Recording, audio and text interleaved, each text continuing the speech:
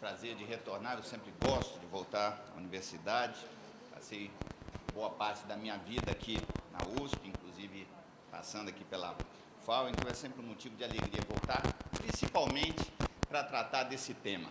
E ontem eu já conversava com algumas pessoas e eu dizia, olha, já estou realizado. Isso é um motivo de grande alegria, porque eu acho que o projeto do Hidroanel, com esse passo que está sendo dado, ele rompeu a barreira da gravidade.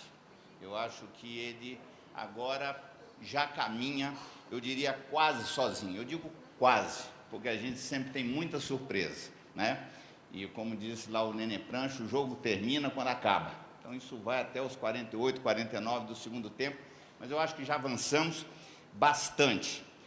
Só que dessa vez eu tenho um papel diferente, porque até nos últimos 3 anos, 4 anos, eu sempre fui um apresentador do Hidroanel. E hoje eu estou na qualidade de debatedor.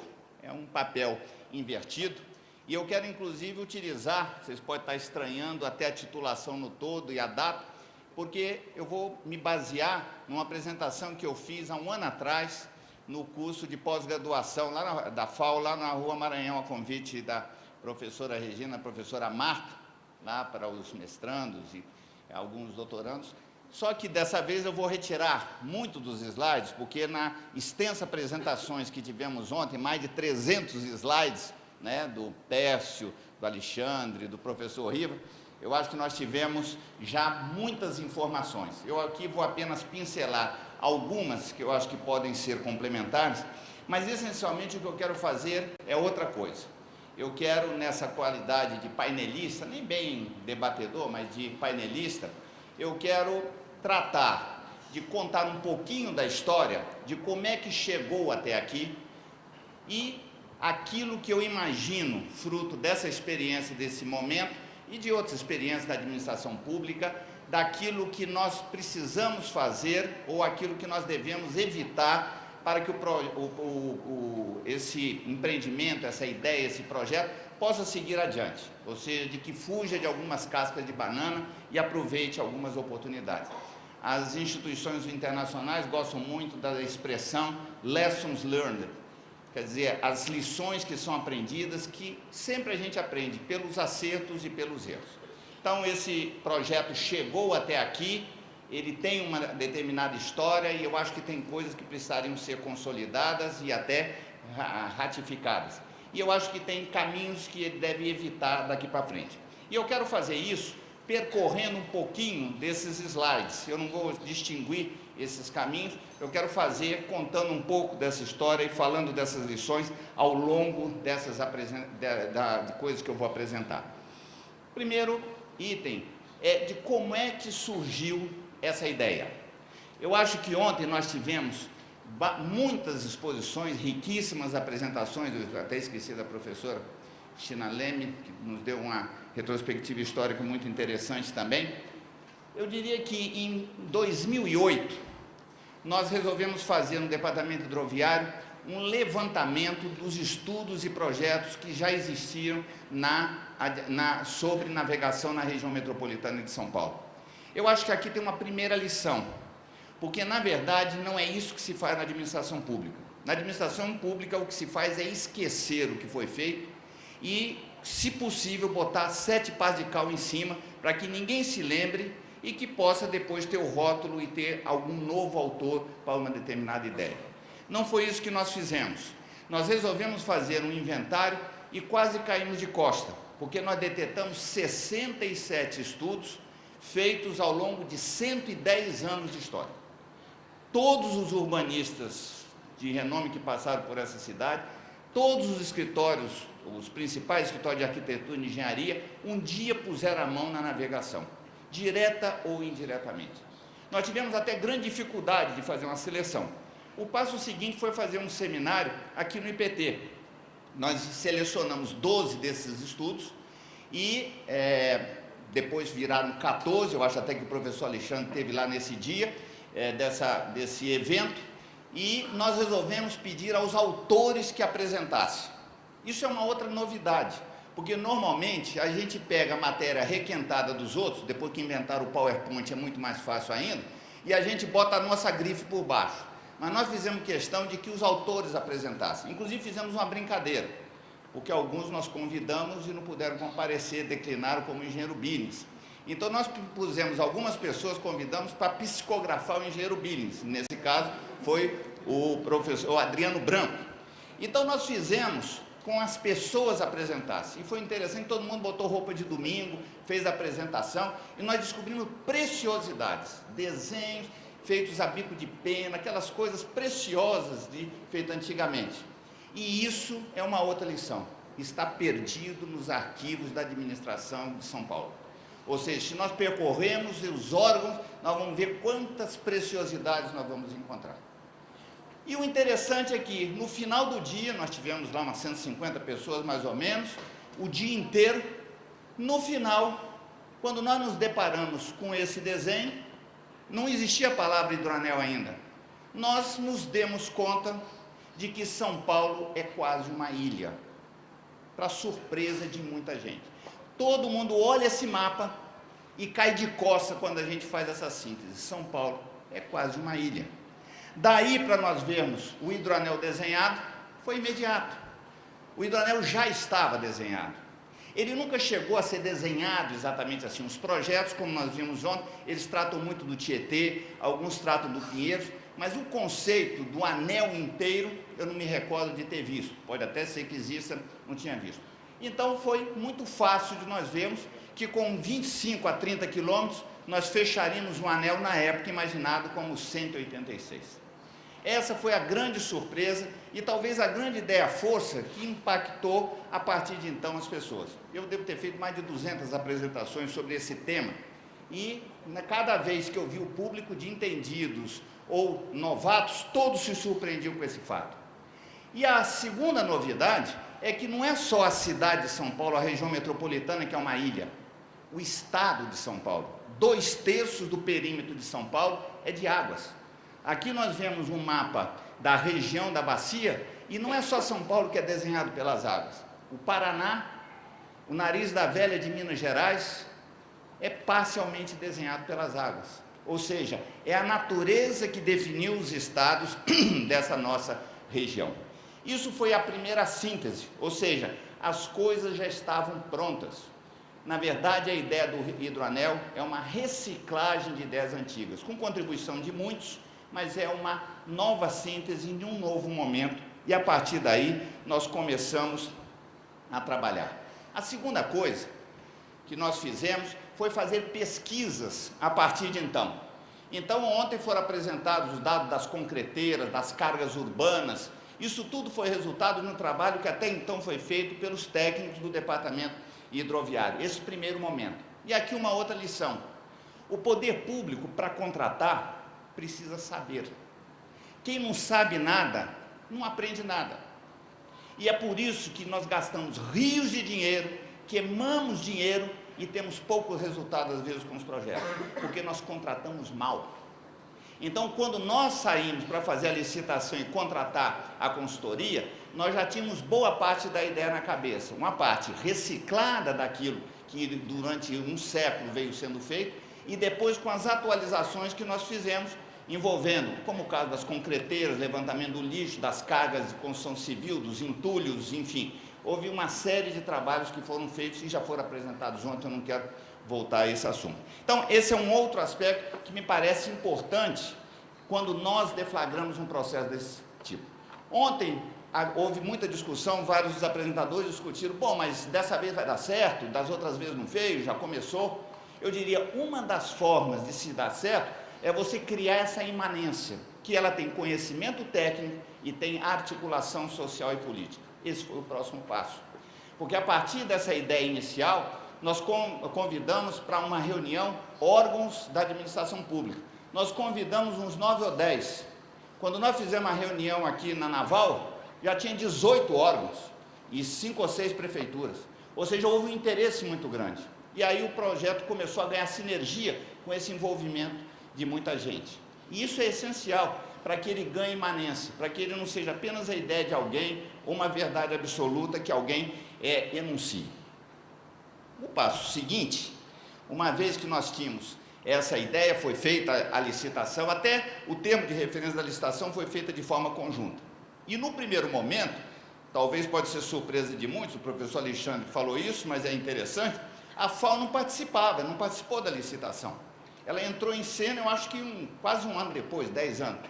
E isso decorreu por quê? Quando o projeto estava evoluindo, nós descobrimos que faltava, ou era muito pobre, essa dimensão urbanística. Então, a recomendação que foi feita para a inclusão da FAO, a sugestão à empresa, o consórcio que foi contratado para executar esse trabalho, que tem uma grifezinha no final, na apresentação do professor Alexandre, é uma linhinha lá no final, vocês podem ver. Mas, na verdade, a inclusão da FAO, na verdade, deu uma outra dimensão, porque os aspectos de transporte, navegação até estavam bem explorados, né? O professor Riva estava desde o início, mas esse aspecto urbanístico não, e eu acho que os resultados que nós vimos ontem mostrou que foi mais do que acertado, e o trabalho que foi feito muito mais que superou o que estava no tempo de referência, e eu acho que isso deu um novo gás ao projeto. Um próximo passo interessante é que, na verdade, essa ideia solta, muitos já tiveram, muitos. E ele vai e volta, é aquele negócio que se chama o voo da galinha, tá certo? Mas, na verdade, era preciso criar um discurso, porque nós vivemos na sociedade do espetáculo. Eu não estou advogando aqui apenas as aparências, mas nós precisamos, ao conteúdo, também ter o discurso, ter a mensagem, ter a bandeira, ter o ícone, criar. E esse foi um trabalho seguinte. E uma coisa que ficou muito clara, uma construção, é que nós estávamos vivendo aquele tema, é bom lembrar que de 2008 para 2009, nós vivíamos a crise financeira mundial. E essa crise dominou a imprensa e os debates públicos, e ela acabou tapando, encobrindo diversos outros itens da agenda que já estavam postos. Como o esgotamento do petróleo, é um tema sempre presente, a gente define data, mas pode discutir data, mas ele está escrito nas estrelas. Escassez de alimentos, que foi um tema sempre, desde que a humanidade é a humanidade, mas que naquela época voltava a se apresentar porque o mundo teve um certo crescimento econômico e distribuição de renda.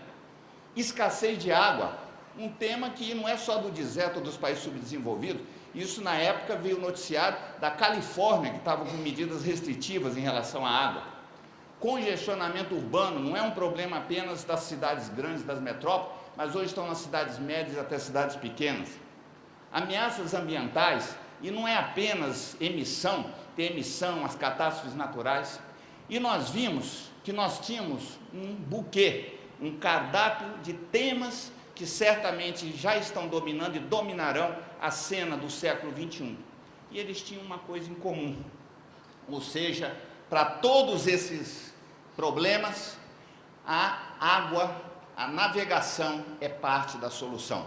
Ela é solução porque, ontem já foi apresentado, ela é energeticamente mais eficiente e ambientalmente mais amigável, é porque cria reservatórios e a água serve para agricultura, abastecimento humano, lazer, é porque emite menos, portanto, defende a natureza, é porque preservar as matas ciliares é necessário para as hidrovias, ou seja, as hidrovias são aliadas das matas ciliares contra os derrocamentos, enfim, ou seja, nessa agenda complexa do século XXI, a navegação era parte da solução aí colocada. Custos já foi levantado. Portanto, ela está do lado da solucionática, como falava um ex-ministro. E nós passamos a desenvolver esse tema, porque na emissão, e nós vimos logo depois do estudo de 2007, que deu a COP15, nós vimos que o transporte é responsável por 13% das emissões mundiais, mas é 23% das emissões dos combustíveis. E aqui tem um dado interessante, vocês estão vendo que a partir da Segunda Guerra Mundial, dos anos 50, houve um descolamento, um crescimento aceleradíssimo. Por quê? Justamente por causa do rodoviarismo, que é a linhazinha azul que está ali colocada. Mas aqui nós temos uma informação curiosa, que é um contraponto. 90% do que se transporta no mundo é por cima d'água, que emite apenas 10%. Então, a navegação mundial é responsável por 10% dos 23%, vale dizer, por 2,3%. Então, aqui já aponta para uma certa parte da solução, ou seja, a navegação é parte da agenda ambiental do século XXI. Só que no Brasil nós temos uma solução agravada, porque onde o mundo é 23, o Brasil é 42. Isso decorre de uma combinação perversa de uma matriz energética limpa, que é a hidroenergia, com uma matriz de transporte suja, porque nós somos mais rodoviaristas. E ontem foram apresentados dados sobre isso. E os comparativos são muito fáceis de serem vistos, são quase axiomáticos, não precisa nem muita demonstração. E é por isso que a partir daí nós sintetizamos. Naquele momento de crise, nós olhamos, usando esse surrado ideograma chinês, a ideia de que nós também tínhamos uma oportunidade. Oportunidade de quê? No caso do transporte, nós tínhamos uma oportunidade de balancear a matriz de transportes e, para tal, ter um planejamento e um gerenciamento integrado dos transportes. E aqui eu quero fazer um parênteses, porque esse é um discurso surrado. Eu já estou nesse setor há uns 30 e tantos anos, todo mundo já falou disso, os governadores, quando são em campanhas eleitorais, os prefeitos, todo mundo fala disso, só que não acontece. Ou seja, a gente fala e não acontece. Nós temos no Brasil uma enorme distância entre intenção e gesto, entre o discurso e a prática, entre o plano e o realizado, que é um grande problema. E aqui nós temos uma outra dificuldade. Muita gente, e aí ontem eu ouvi isso, mas eu não me alinho nessa corrente, que acha que o rodoviarismo no Brasil decorre de alguma reunião secreta que o pessoal do ABC fez lá comendo em torno da mesa de frango com polenta. Eu acho que isso é uma ideia conspirativa, não é isso que explica por que nós somos mais rodoviaristas. E a explicação para mim é que o transporte rodoviário é o único autossuficiente. Todos os demais dependem de algum outro. Então, na medida em que nós não temos um planejamento integrado, um planejamento sistêmico, nós estamos conspirando contra a hidrovia, conspirando contra a cabotagem, conspirando contra a ferrovia. E estamos jogando água no moinho do rodoviarismo. E ao contrário, para que nós possamos ter a matriz balanceada, é imperioso que nós tenhamos um planejamento e um gerenciamento integrado.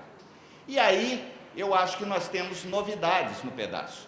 É que a entrada do assunto ambiental na agenda nos dá um aliado importante.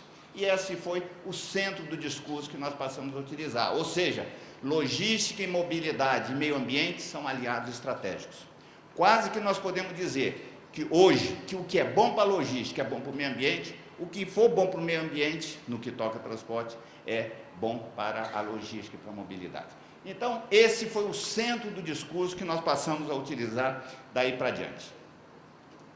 Um passo importante foi que nós fomos buscar exemplos estrangeiros, ou seja, esse é um dado mais recente, na época não tínhamos a ideia, mas esse é o chamado White Paper da Comunidade Europeia, é um documento longo, tem as citações aí, quem se interessar pode buscar, mas ele tem aspectos importantes que eu queria chamar a atenção, particularmente o último.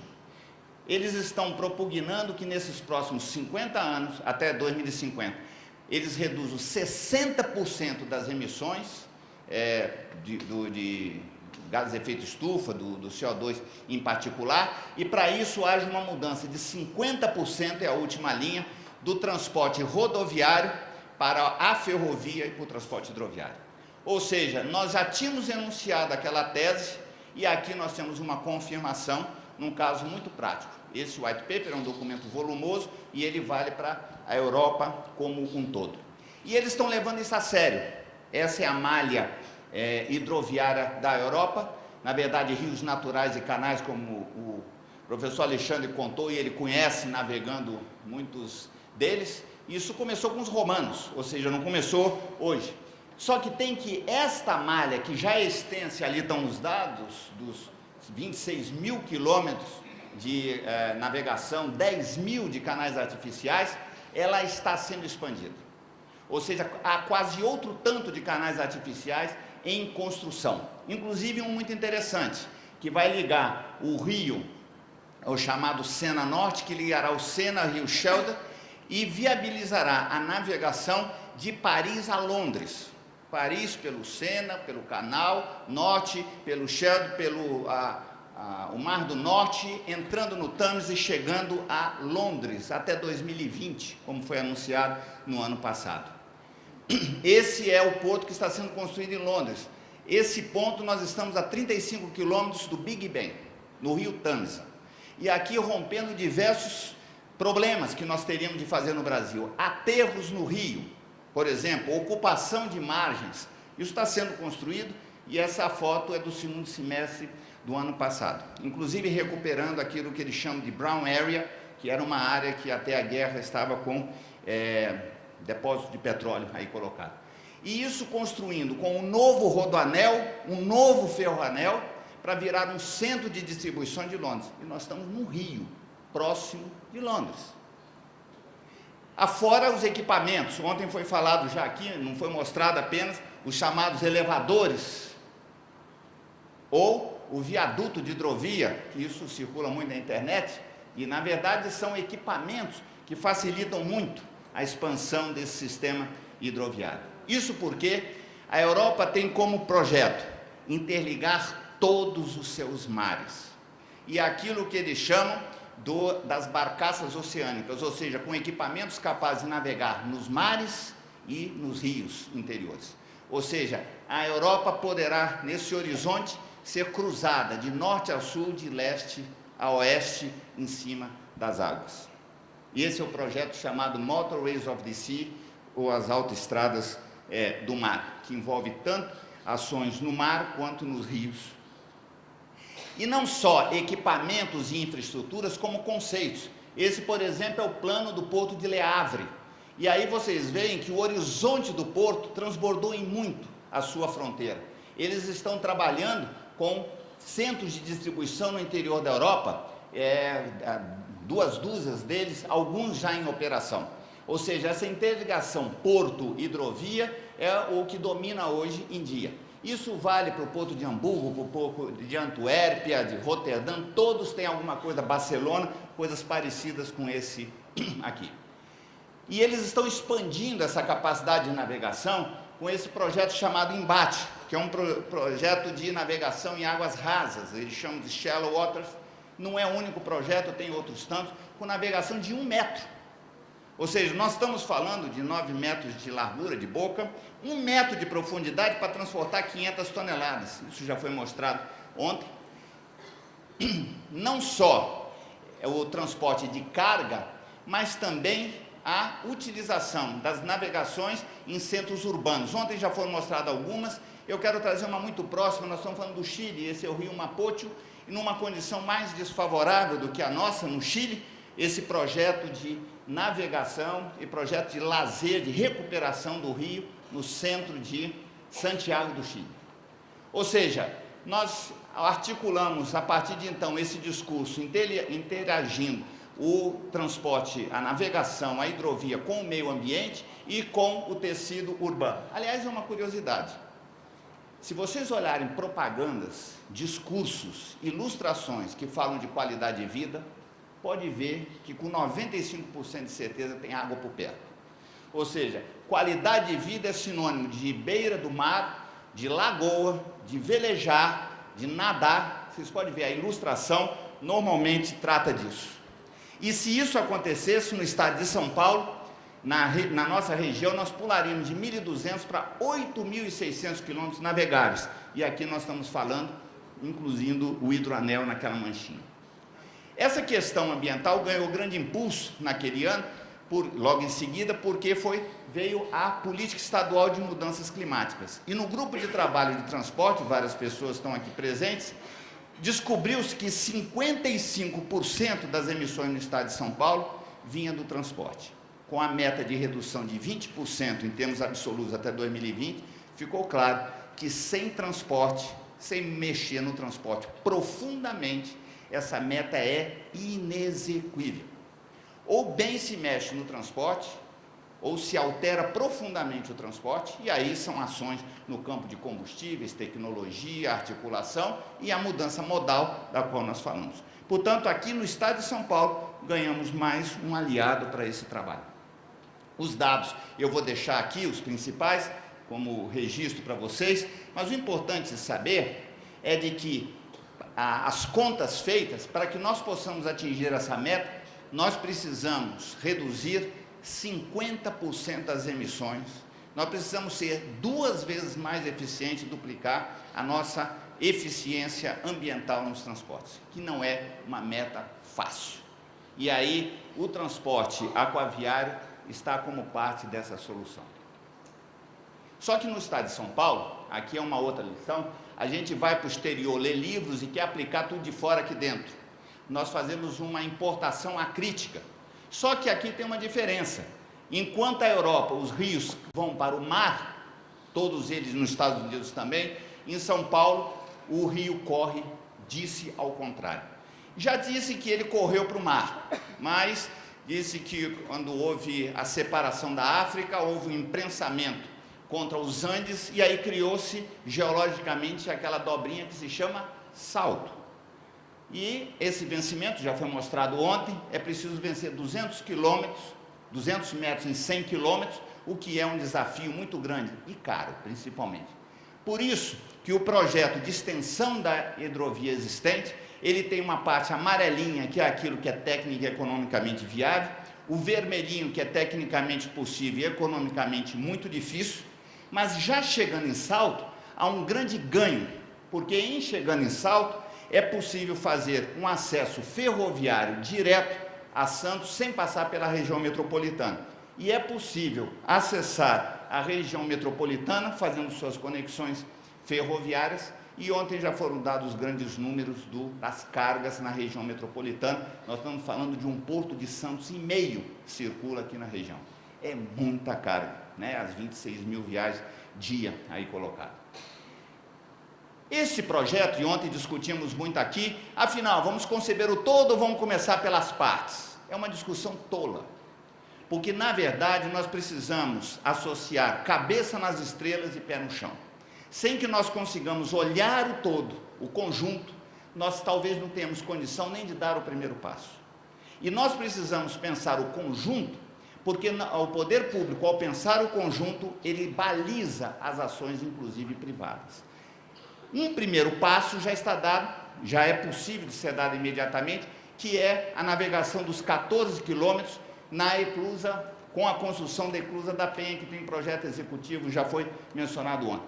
Só que tem uma coisa interessante, é que a implantação desse canal de navegação certamente dará um novo quadro àquela zona quase que inóspita ali da Zona Leste. Não é só o Jardim Pantanal, aquela planície desarborizada, feia que tem lá, ela pode ganhar um novo momento, porque mesmo a água que existe lá é um lodo, é uma mistura, porque é muito sujo, fedida, portanto é difícil de navegar. Mas isso pode virar um parque, na verdade, não só habitado, mas também com indústrias limpas, né? E é uma área bastante expressiva. Isso tudo que eu estou mostrando está estudado, isso não foi criação nossa não, esses são estudos que estão lá no DAE. E uma coisa interessante é o seguinte, esse reservatório da Penha, ele é um reservatório que ele é um piscinão, daí o título original que eu coloquei lá atrás. E ele é um piscinão que pode acumular até 10 milhões de metros cúbicos. Isso aqui não é material nosso, é do DAE, de um estudo que foi contratado. Dependendo da cota que se estabelecer, ele pode chegar a 10 milhões. Para vocês terem uma ideia, o maior piscinão que nós temos em São Paulo, em Capuava, são 850. Esse pode ser 12 vezes maior. E mesmo na sua dimensão menor, ele é 40 vezes o piscinão do Pacaembu, com a vantagem de ficar a montante da cidade, portanto, é a primeira defesa contra as cheias, contra as intempéries que tem em São Paulo. E eu até disse para algumas autoridades, falei, o piscinão da Penha já existe, ele só está assoreado, não precisa nem construir, só precisa desassorear, ele já está lá. Claro que é um jogo de palavras, aqui são os dados sérios, históricos, isso é para mostrar que o assunto está estudado, tem projeto, só que fica guardado na gaveta e jogam pá de cal por cima disso. E até nós, para dar um certo brilho ali na zona, porque aquela planície toda, nós até imaginamos, falando, não, assento de controle da eclusa vai ter que ser uma imagem, que vire meio que o equivalente a uma ponte estaiada lá para a Zona Leste. Nós queremos fazer uma coisa bonita, porque é a última imagem que o visitante levará de São Paulo antes de chegar no aeroporto, né? Essas são algumas ideias, eu deixo aqui mensagem, e assim eu normalmente acabava essas apresentações, eu não quero deixar de citá-las aqui, que eu tirei de um grafite ali no muro em Pinheiros. Criar é retirar do óbvio o inusitado. Ou uma outra frase do professor Bach que eu gosto: o que não dá para ser feito, mas que se for feito, muda tudo. Eu acho que é isso que está. O hidroanel está desenhado na natureza. Os estudos estão aí feitos. E nós precisamos, na verdade, apropriar disso, reciclar e tocar para frente. Agora, eu acho que há coisas que a gente deve evitar de fazer, porque pode ser um risco em relação a isso. Eu acho que uma primeira coisa que nós devemos evitar é de partidarizar esse debate.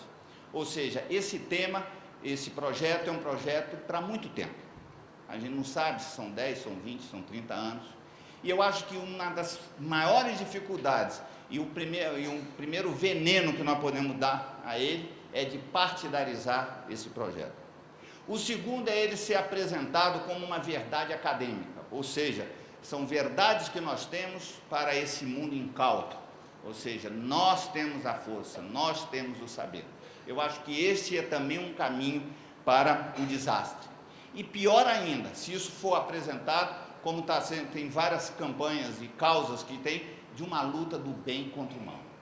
Eu acho que este é o maior risco que nós podemos ter. Eu acho que há aspectos, há verdades, há objetivos a serem alcançados, mas esse projeto ele precisa ser construído como uma solução de compromisso. Ele precisa ser como um projeto que estrutura um novo desenvolvimento, um novo ciclo de desenvolvimento para essa cidade. E aí, eu acho que nós precisamos, dizem, né, que as grandes transformações são feitas por historiadores, políticos e poetas. Eu acho que ontem nós vimos que nós temos aqui historiadores e temos poetas. Agora nós precisamos de políticos e executivos. Senão está arriscado nós ficarmos várias décadas e depois lamentarmos com a consciência tranquila de que fizemos a nossa parte, que nada aconteceu. Eu acho que nós precisamos construir na articulação política, que é imprescindível para que isso saia do papel, e uma coisa essencial que nós estamos desaprendendo nesse país, é preciso fazer. Ou seja, eu nem pago royalty, aquela grande marca esportiva, just do it. Eu digo que eu não pago royalty, não pago copyright, porque essa frase não é da Nike, essa frase é de Jesus. Jesus Cristo disse isso, portanto quem tinha que pagar royalty era a Nike. E eu acho que nós estamos desaprendendo, porque eu anteontem ouvi uma entrevista do Alexandre Garcia, que me passou grande vergonha, entrevistando o Aldo Rebelo, e quando discutiam a Copa, ele disse: bom, as coisas já estão definidas, apenas falta fazer. Esse é o problema, apenas fazer. Ou seja, nós valorizamos muitas ideias, tudo que a gente quer fazer tem grife, e aquilo que executa, nós deixamos de lado, nós desprestigiamos.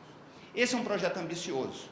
Para ele acontecer, ele precisa de articulação política e precisa de botar a mão na massa. E eu acho que se nós fizermos isso, e essa eu acho que é a nossa missão, da nossa geração, da geração de vocês, e esse eu encerro com uma frase que eu ouvi do Eduardo Galeano, é aquela frase clássica: nós somos o que fazemos para deixar de ser o que somos. Nós temos um legado da natureza, nós temos um legado dos nossos antepassados, e agora nós precisamos fazer para deixar de ser o que somos, para darmos a nossa contribuição a essa nossa grande metrópole. Muito obrigado. Para compor banca de TGI. A última, para ser mais preciso, era uma banca de um dos componentes desse grupo, o André Vilas Boas.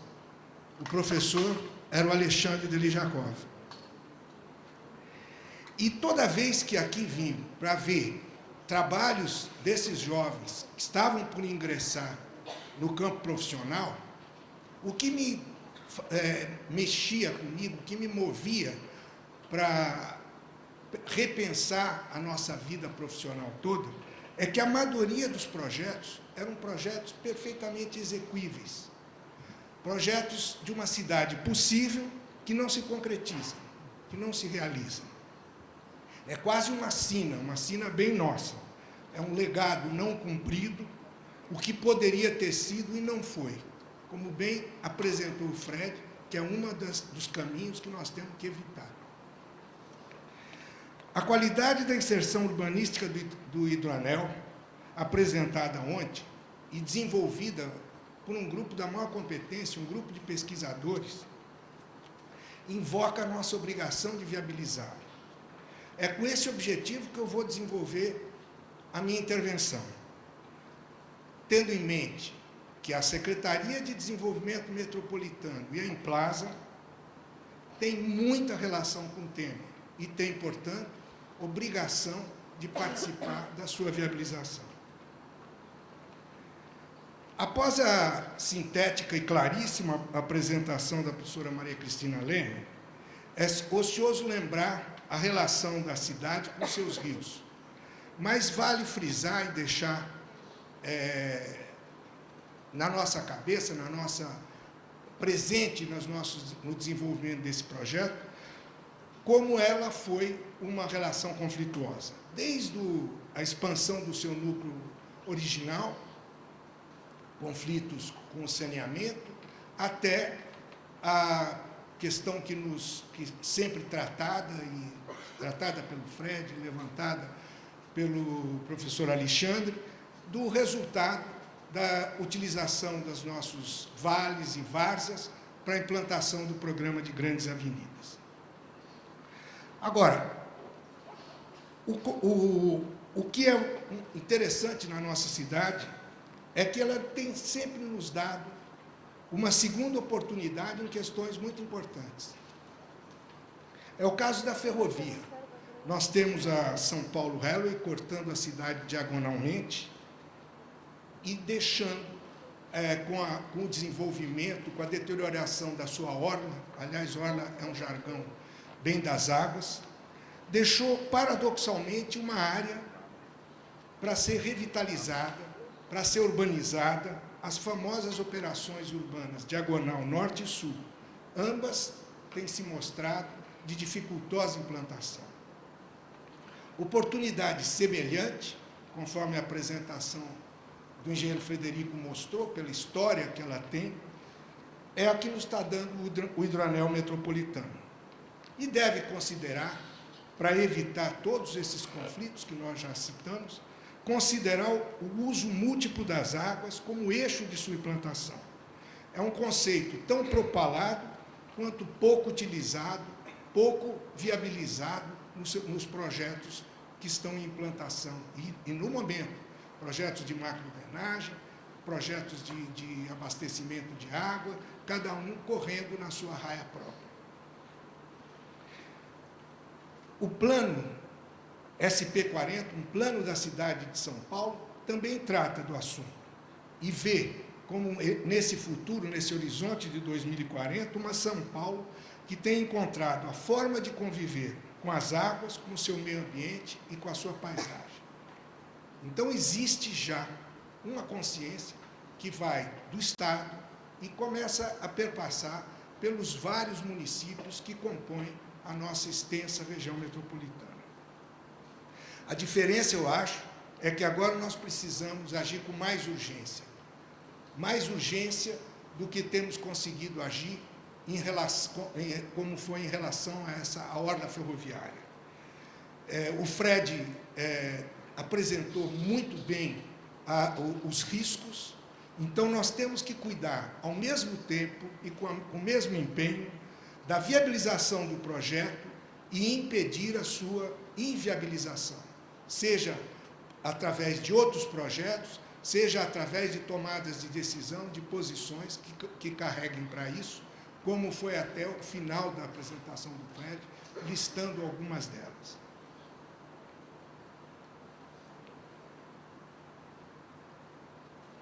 É nesse contexto, no contexto da responsabilidade da Secretaria de Desenvolvimento Metropolitano da Implaza, que eu vou apresentar de forma sintética o que seja o Sistema de Desenvolvimento Metropolitano e as suas responsabilidades em relação ao nosso tema. O sistema nasce com a criação, no atual governo, da Secretaria de Desenvolvimento Metropolitano. Só no seu nascedouro, a secretaria tinha uma função apenas de cuidar do planejamento. Depois disso, a secretaria a qual a Implasa se vinculava, ora era de Secretaria de Transporte Metropolitano, ora era Secretaria de Planejamento, e nesta vez, como única empresa vinculada à nova secretaria, nós temos a Implasa. O sistema de desenvolvimento metropolitano se completa com uma novidade, a institucionalização de uma Câmara de Desenvolvimento Metropolitano. Além da secretaria e da empresa vinculada a ela, a Implasa, nós temos institucionalizado a Câmara de Desenvolvimento Metropolitano, composta por todas as secretarias setoriais afeta temas, ligadas ao tema metropolitano. Ela é coordenada, essa Câmara, pelo próprio governador. O sistema se complementa, então, com os conselhos de desenvolvimento das unidades regionais, regiões metropolitanas ou aglomerações urbanas. E cada conselho desse é um conselho, tem o conselho o apoio de uma agência técnica. Já foram instituídas as regiões metropolitanas, cronologicamente, Baixada Santista, Campinas, São Paulo e Vale do Paraíba, Litoral Norte. Esses conselhos são compostos paritariamente pelos prefeitos dos municípios, integrantes de cada região ou de cada unidade regional, e os representantes do Estado, provenientes das secretarias que exerçam funções de interesse comum. Do lado do Estado, fica evidente a intenção de integrar projetos, integrar transversalmente, desenvolvidos por cada setorial, por meio dessa Câmara, cuja Secretaria Executiva cabe à Secretaria de Desenvolvimento Metropolitano e, logicamente, apoiada pela Implasa. O objetivo é levar uma voz una do Estado para a ação e gestão das unidades regionais, gestão compartilhada do ponto de vista institucional e legal, por meio dos conselhos de desenvolvimento apoiado nas suas agências. A gestão das regiões metropolitanas, das unidades regionais, obedecendo à Constituição do Estado e à Constituição Federal, é uma gestão compartilhada. Volto, então, ao nosso tema para frisar que a Câmara de Desenvolvimento Metropolitano se organiza em comitês executivos e que a Secretaria de Desenvolvimento Metropolitano tem a intenção e está trabalhando no sentido de, prioritariamente, criar um comitê voltado para o desenvolvimento de um programa de ação para o uso múltiplo das águas da bacia do Alto Tietê, o que, logicamente, inclui a viabilização do hidroanel ou, por que não, de uma metrópole fluvial. A apresentação de ontem deixou evidente que já temos elementos, temos plena condição para dar início a essa empreitada.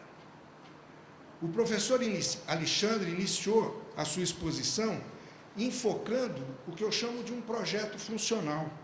O projeto funcional do hidroanel está pronto, já foi apresentado com muita consistência.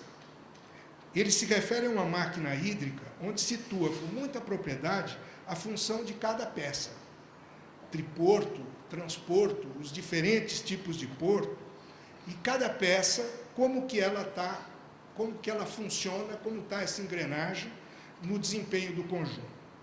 Esse estágio do projeto já permite levantar os custos de investimento e mesmo os custos de operação de um empreendimento desse porte. Em seguida, o professor passou para as pranchas de desenho.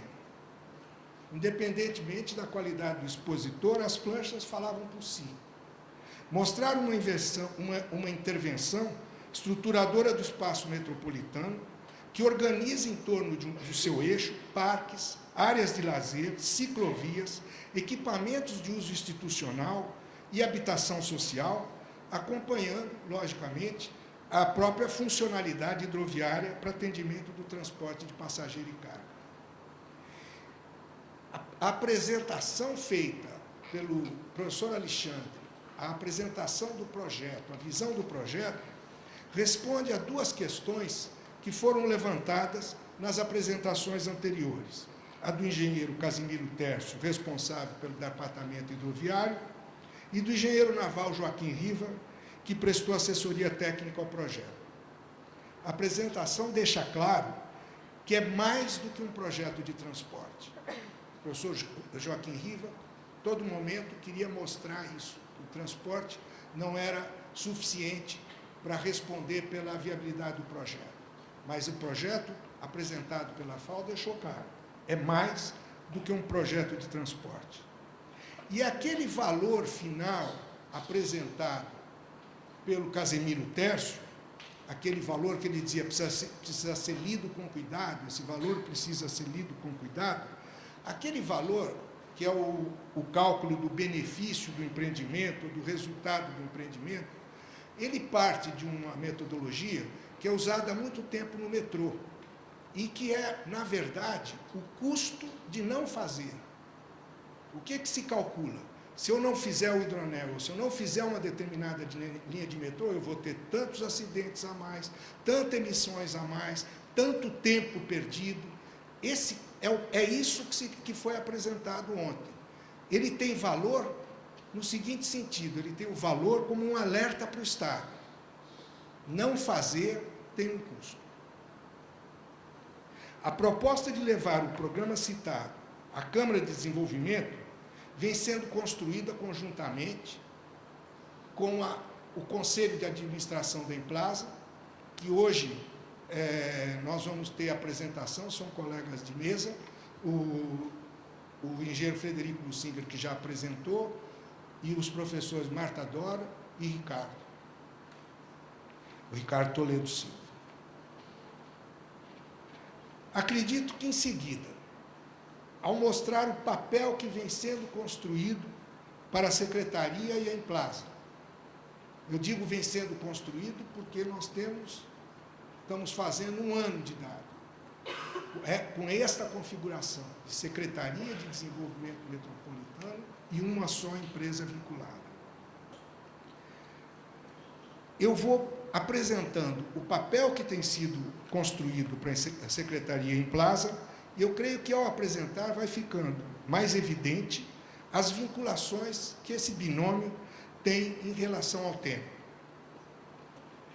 Primeiramente, o que se fez foi definir o território de ação desse binômio, da Emplasa e da Secretaria. E esse território tomou o apelido de Macrometrópole Paulista. Ele tem origem nos estudos sobre a morfologia e hierarquia da rede urbana do Estado, que foram concluídos em 2010 e realizados pela Fundação SEAD e pela própria Emplasa.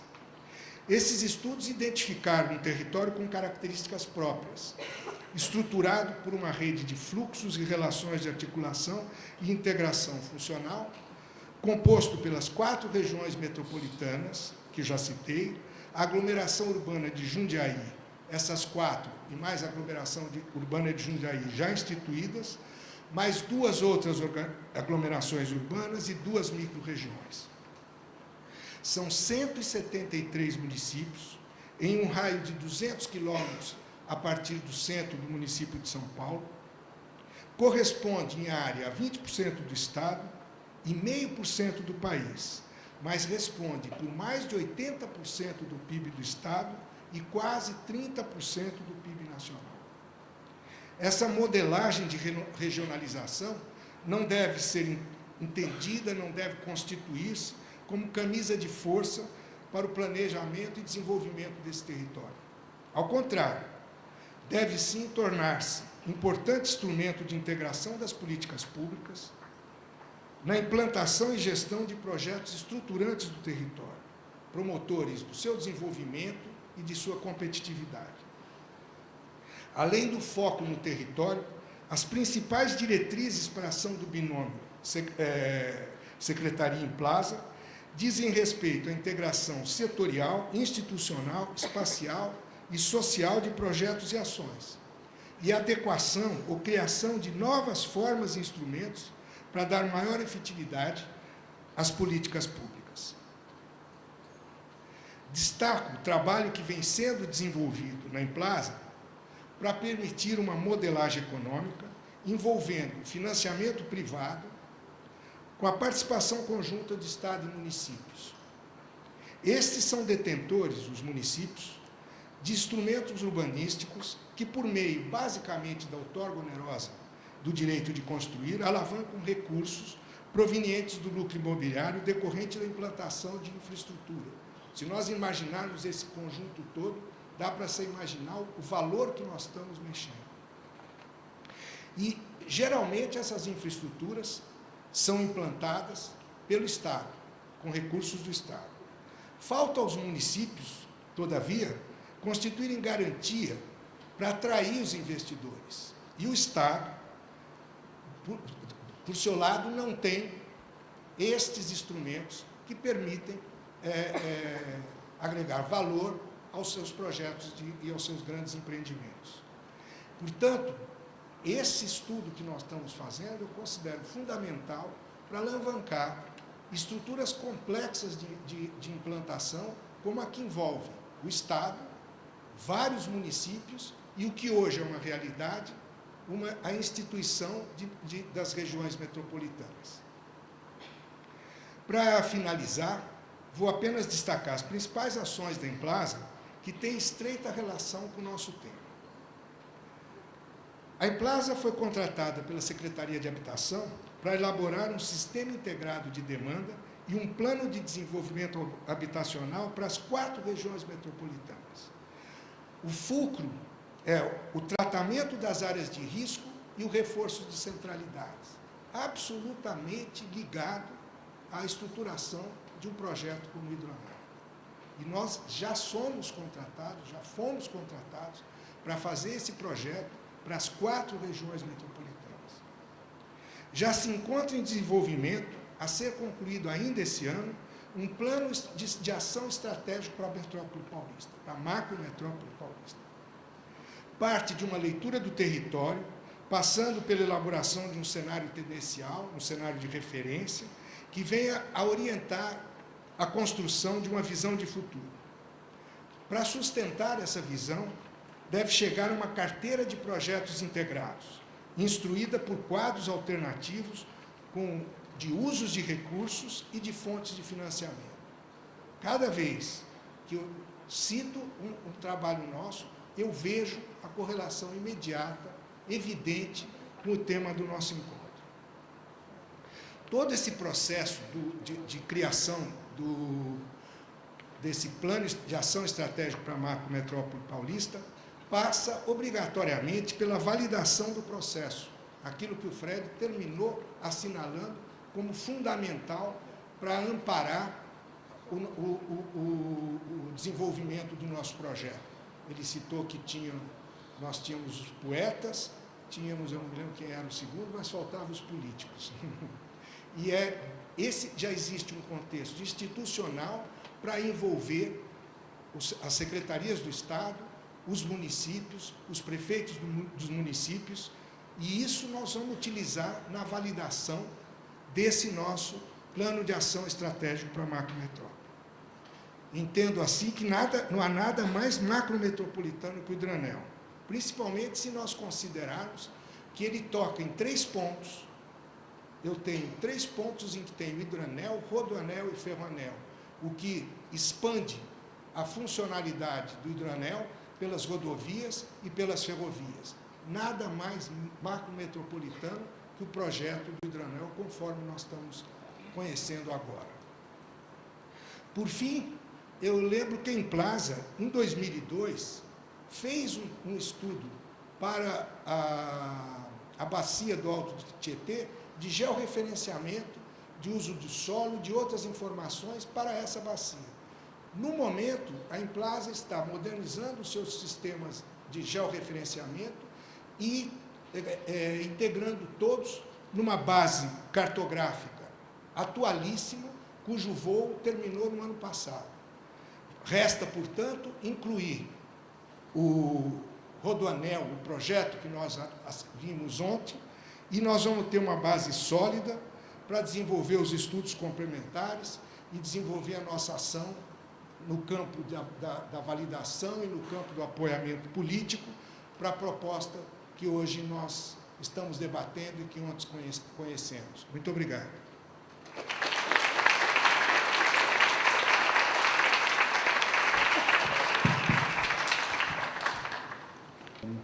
Eu não pretendo mostrar ela slide por slide, mas é mais para ser algo para ficar arquivado aqui para nós, né?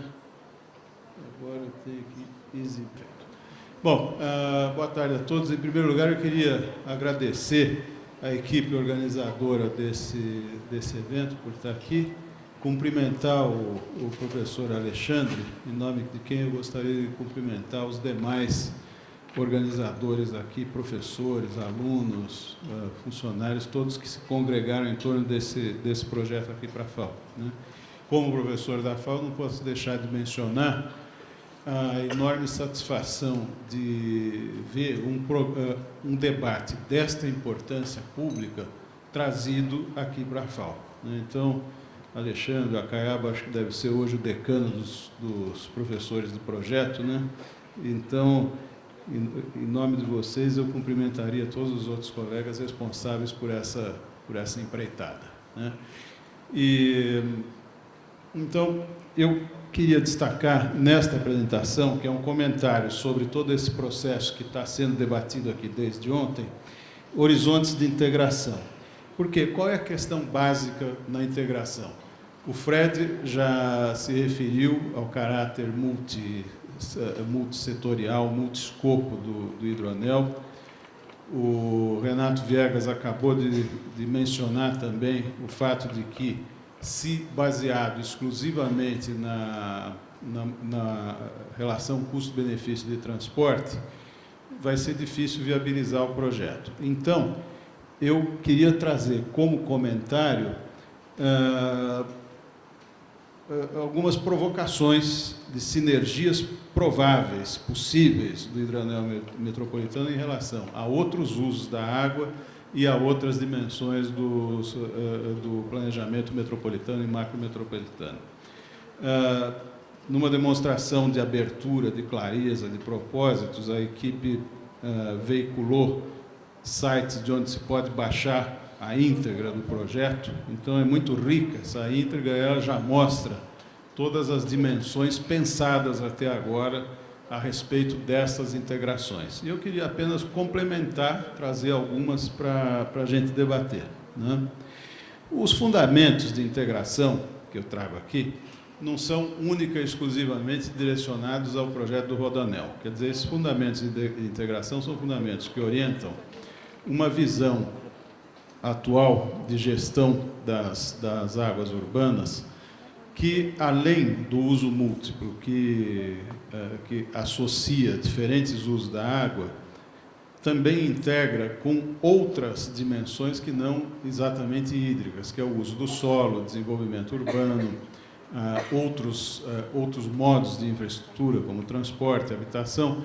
Então, essa visão integradora ela é importante, ela não é trivial. Então, ela precisa ter uma sistematização clara para a gente entender, com o pé no chão, onde nós podemos, de fato, estabelecer sinergias produtivas, né?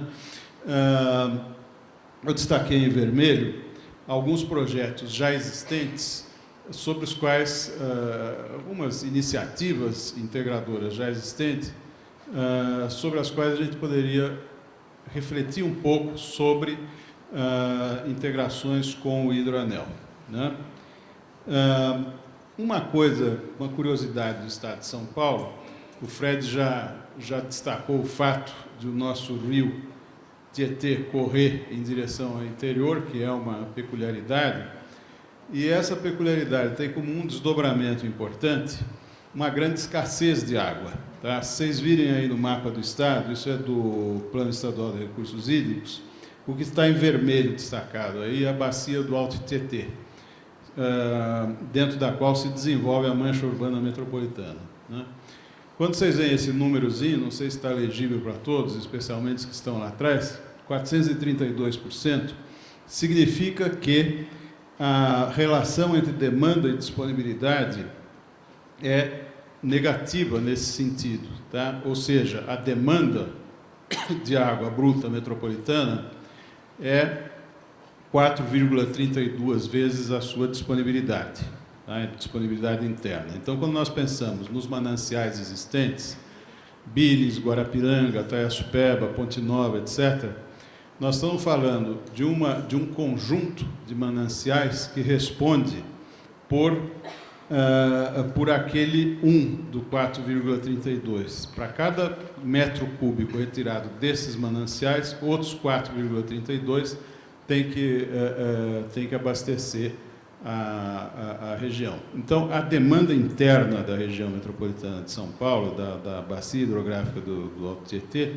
é uma demanda que supera muito a sua capacidade de produção de água. E isso explica o paradoxo seguinte: nós temos escassez durante a estiagem e inundação durante a época de cheia. Por que acontece isso? Como nós estamos na região de cabeceira, essa região não é uma região árida. Ela tem pluviosidade, ela tem precipitações, eu acredito que o professor Mário vai se referir a isso, bastante significativas na estação chuvosa. E isso traz problemas de drenagem, problemas de controle de inundações extremamente importantes. Mas, não, por outro lado, como nós estamos na cabeceira, nossa capacidade de captação dentro desse território é muito pequena. Então, ou se faz a reservação artificial, ou então nós vamos sofrer realmente de escassez durante a região, a época de estiagem, né? É um paradoxo você conviver simultaneamente no mesmo complexo metropolitano com inundações e escassez de água, tá? Esse paradoxo resulta no quê? Numa grande interdependência entre este território e os territórios vizinhos. Então, nós, do ponto de vista hídrico, nos relacionamos com tudo isso que está em volta. O Renato já se referiu à noção de macrometrópole, né?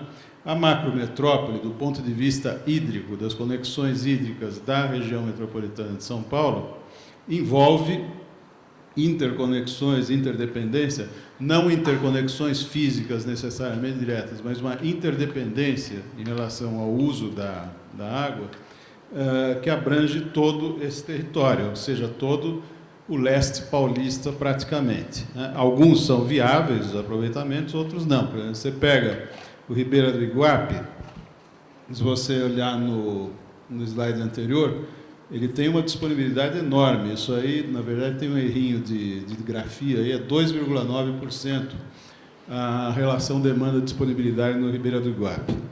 Mas existe o problema de cota. O Fred já se referiu aos primeiros 200 metros no Salto de Itu, né?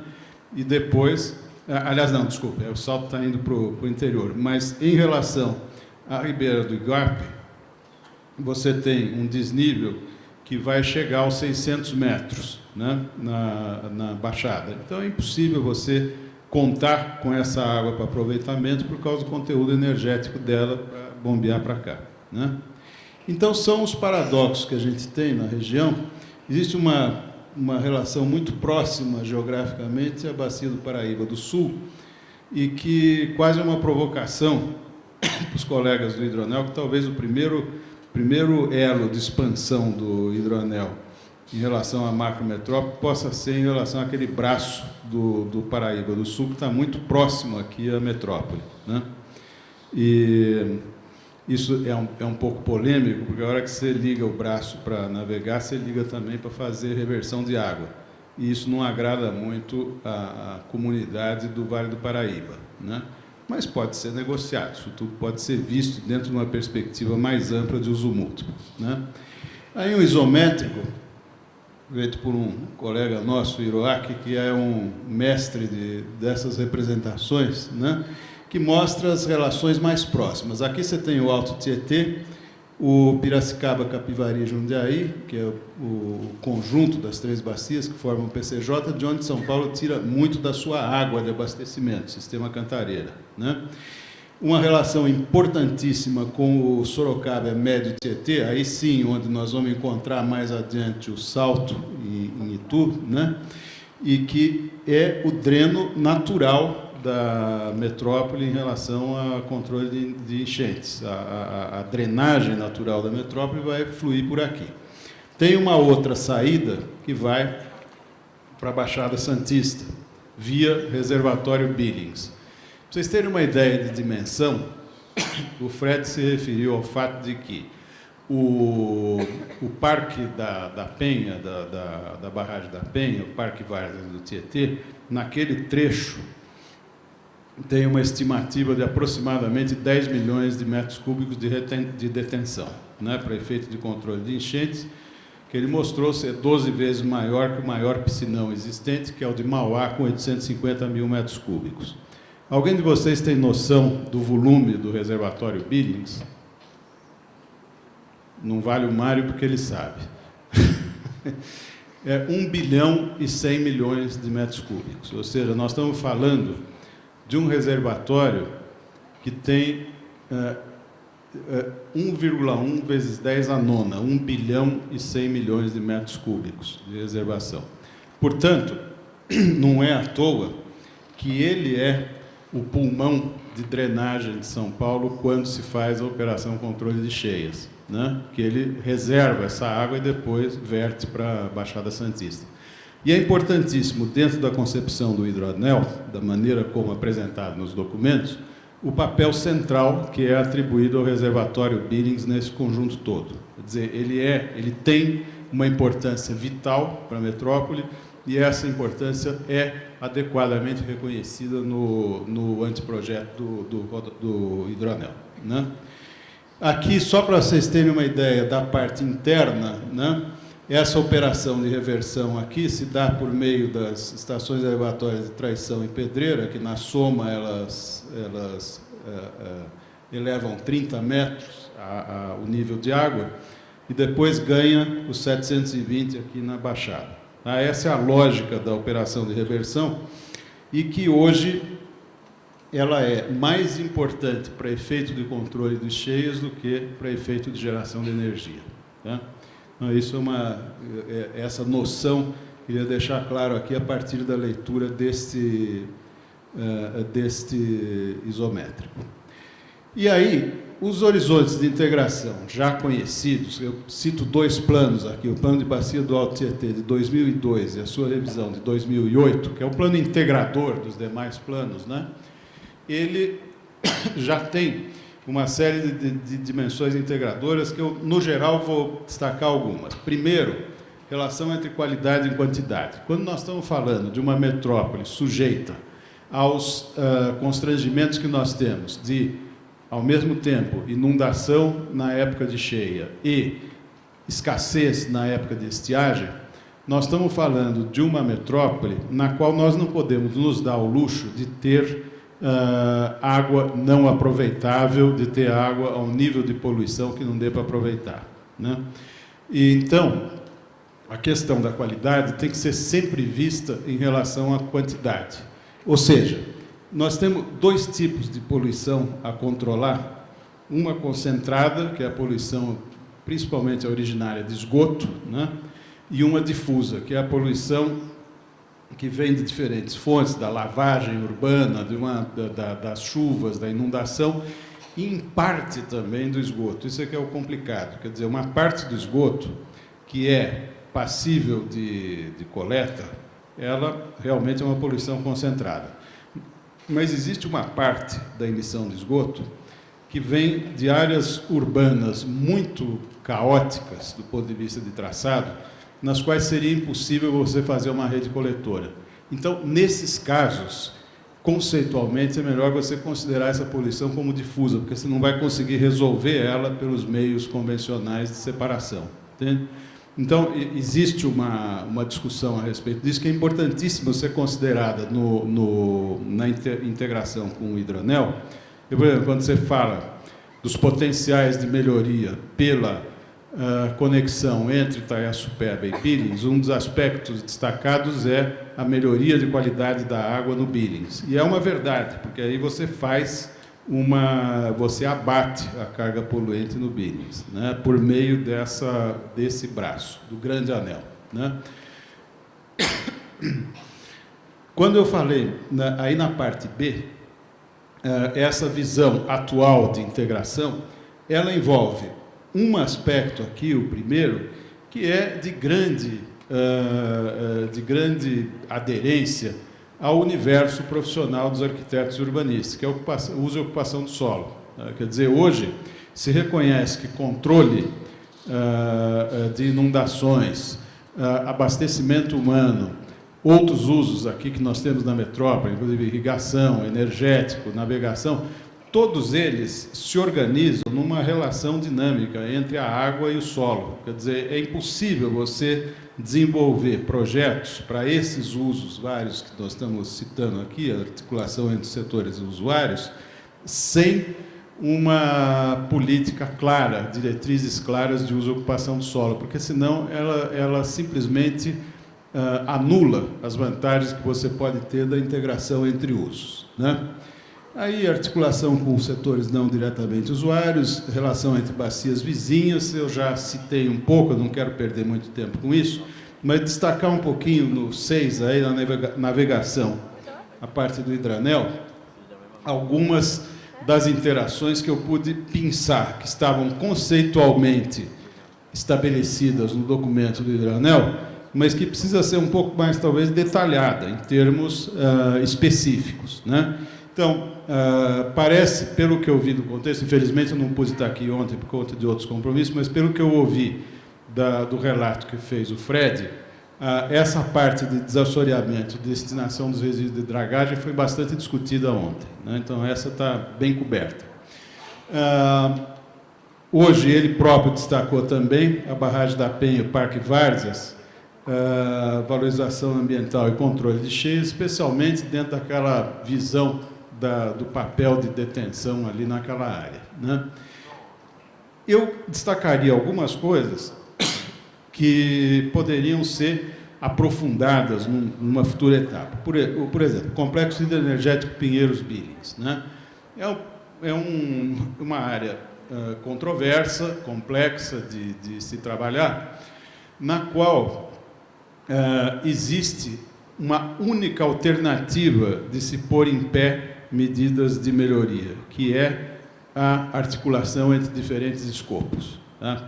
Então, ele envolve simultaneamente reforço da segurança energética, primeiro dreno alternativo à saída, foi o que eu mostrei, a saída pelo Médio Tietê só tem um dreno alternativo hoje, que é o Pinheiros revertido em direção a esse mega macro piscinão que seria o reservatório Billings, tá? Ele tem uma capacidade de suporte gigantesca. Então, esta operação de drenagem é absolutamente vital para manter hoje o equilíbrio da metrópole, né?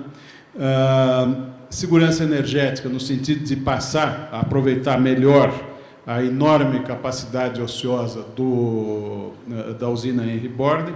Ela tem, se não me engano, 860 megawatts de capacidade de potência instalada e hoje são aproveitados 120 megawatts médios dela, tá? Então, ela tem uma capacidade ociosa muito grande.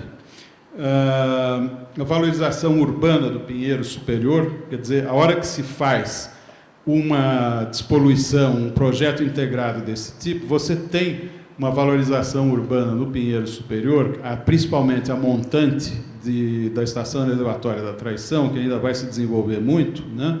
Que precisa ser adequadamente internalizado pelo interesse público. Quer dizer, não é deixar aquilo correr solto na mão dos negócios imobiliários, mas é realmente internalizar num projeto composto, nos quais os benefícios serão compartilhados entre agentes públicos e privados, né?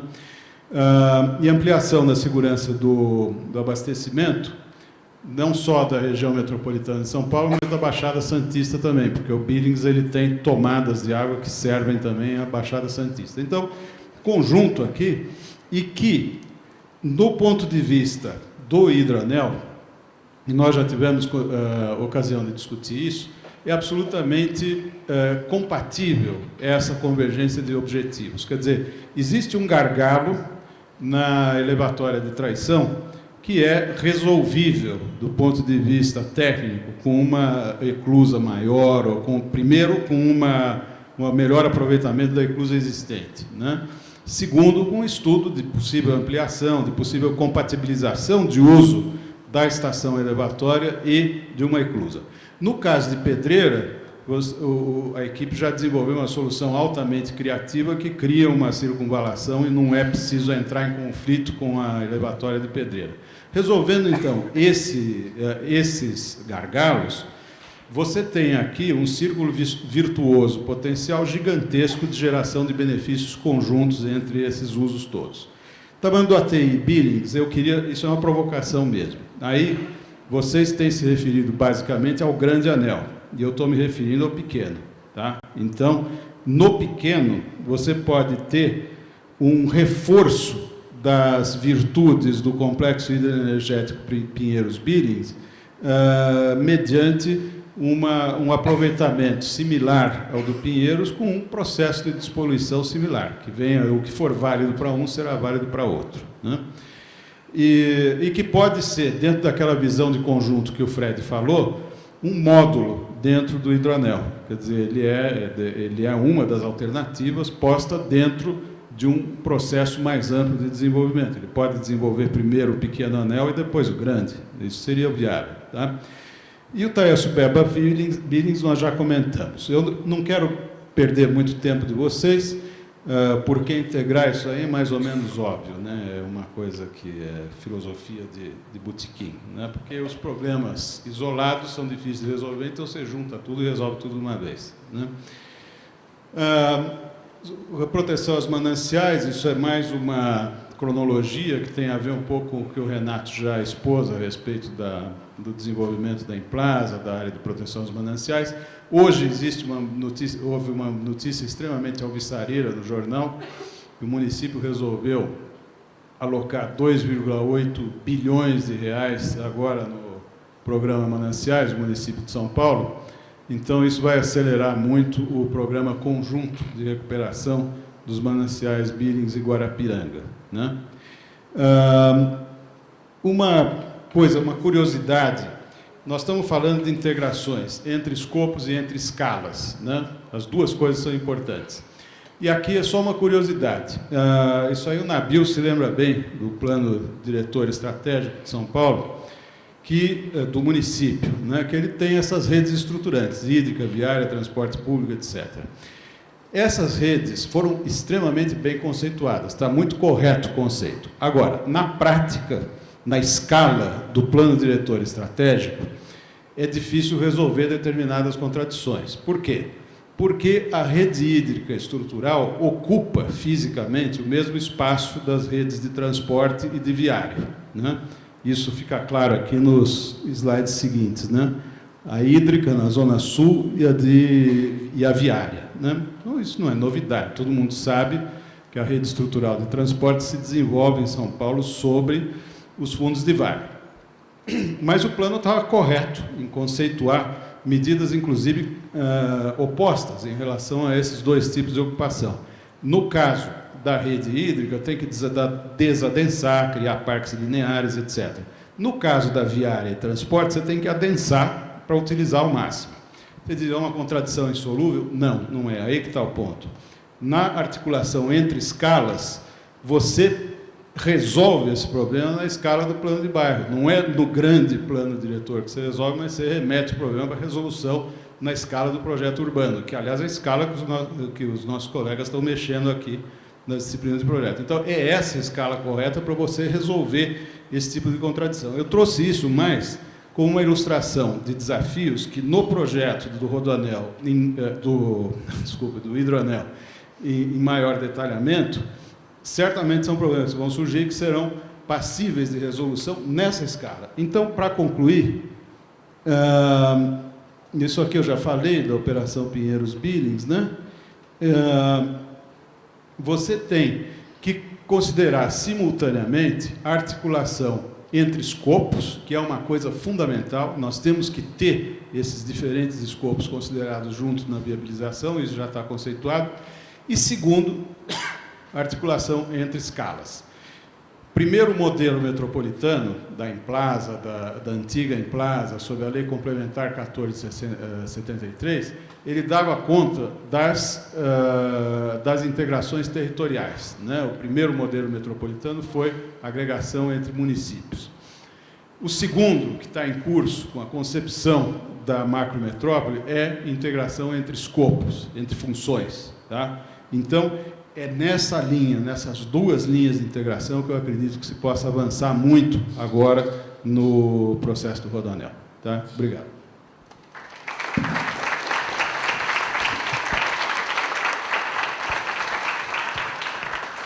Boa tarde a todos, a todas. Prazer estar aqui na FAO. No último semestre eu fiquei afastado da FAO, não dei aula, mas mantenho aqui os contatos com os alunos e, particularmente, graças ao convite aqui do Alexandre, tive a oportunidade de refletir um pouquinho sobre esse tema. Eu queria parabenizar muito o Alexandre e toda a equipe por esse trabalho. E acho que a FAO tem muito a ganhar, está ganhando muito com esse trabalho, Alexandre. Então, eu queria te parabenizar. Realmente uma coisa muito boa que está acontecendo na FAO e que a gente precisa trabalhar para que ela possa se reproduzir em outros projetos, em outras iniciativas, aonde se articula, então, o trabalho da universidade com os programas de políticas públicas que precisam ser feitas na nossa cidade e no nosso país. Eu queria salientar particularmente no trabalho, eu também não tive a possibilidade de estar ontem aqui, mas entrei no site, pude ver a exposição aqui em cima e fiquei bastante impressionado com uma questão que a gente tem discutido muito nos cursos de planejamento aqui e que a gente vê nesse trabalho, que é a capacidade que vocês conseguiram de articular uma visão estruturadora, regional e urbana, com a escala de projeto, uma pequena escala, que é a escala que muitas vezes as disciplinas de projeto trabalham. Então, essa articulação entre uma visão de planejamento, uma visão mais estrutural, até de planejamento regional, que tem sido, de certa forma, pouco trabalhada na FAO de uma maneira geral, e a escala local, a escala dos projetos, e acho que isso é um grande ganho até para a nossa reflexão aqui sobre o curso, sobre as disciplinas e como nós temos que desenvolvê-la.